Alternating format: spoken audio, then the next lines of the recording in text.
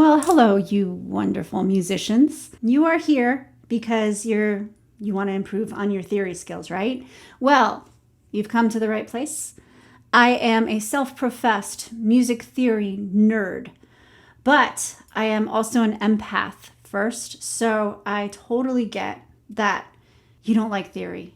Theory intimidates you, it scares you, but you've come to a place and you're here because you recognize that you need it in order to get better. And that's amazing. Welcome. What we're going to talk about today is not so much about music theory, but it's more like a little trick that I use to improve on my comprehension of music theory. I think that this little trick is going to help you retain information in a way that is intrinsic to you because, again, I recognize that not everybody processes music theory the way I do, and maybe you just think of it academically. So we're going to move your perspective from an academic one, just looking at it, black and white, to feeling it emotionally.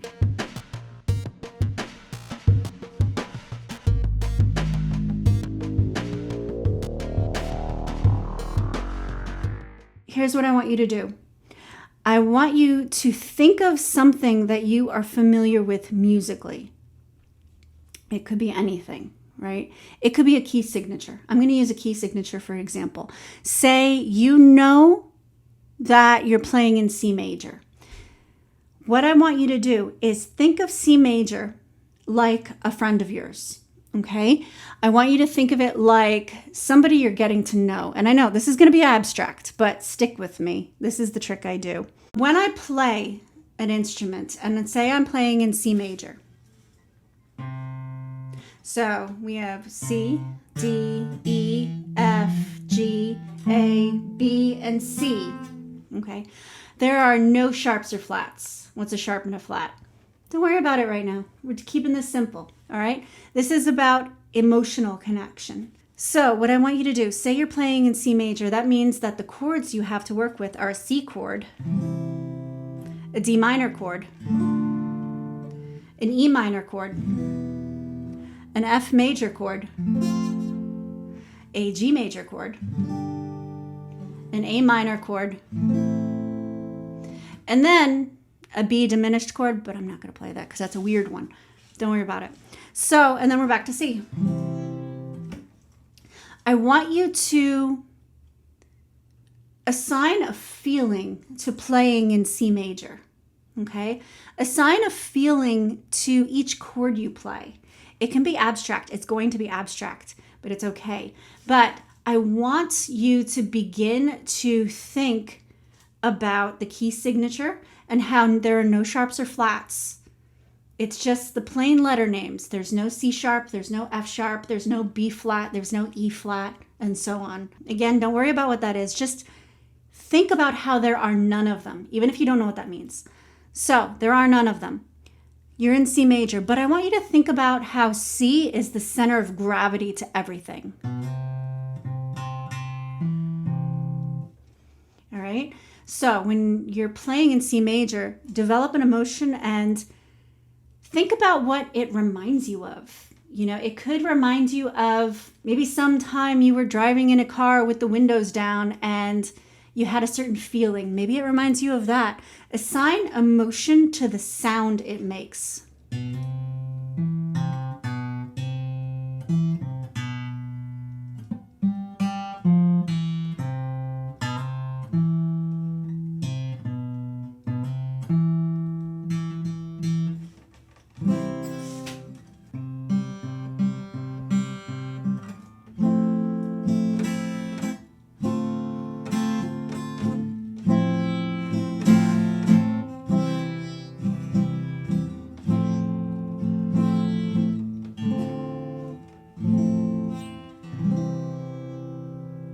Start connecting the theory of what you're doing in little bite-sized pieces to the emotion that the sound gives you.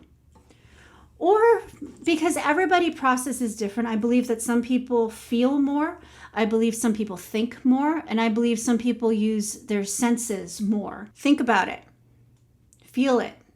Sense it. Whatever it is that you feel like you lead your way through life with. I'm a feeler. I feel everything. I know that some people are thinkers. They think a lot. They have to think about everything. If you're a thinker, what does this make you think of?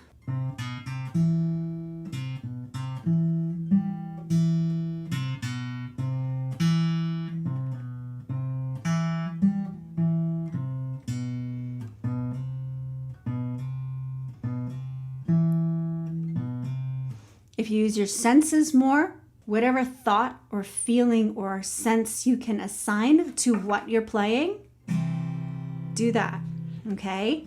Because it's valuable. This is not just an academic connection. You're playing music. I'm arpeggiating a C major chord. And I get this feeling when I do it. I'm not telling you what it is because that's internal. Whatever it is for you.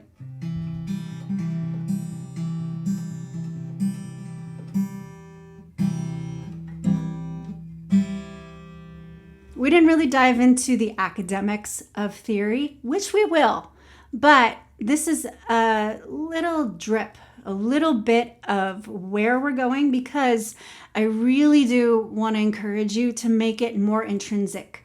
Intrinsic is something that is more internal and grows within you than an external source, okay? Because this is how we're going to make music theory not so intimidating, not so scary, not so foreign to you. It's going to be in here, all right? Little bite sizes, little bite-sized pieces. You can chew this, okay?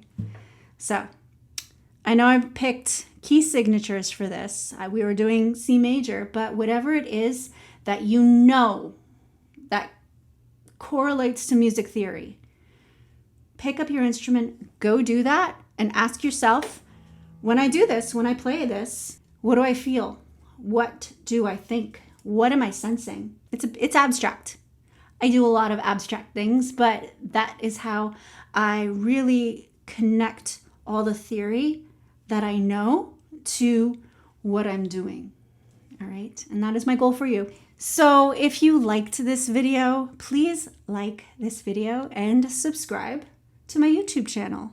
Heck, why don't you even subscribe to this playlist? Because this is where I will be dropping all of my little bite-sized pieces of music theory knowledge. Have a fantastic rest of your day.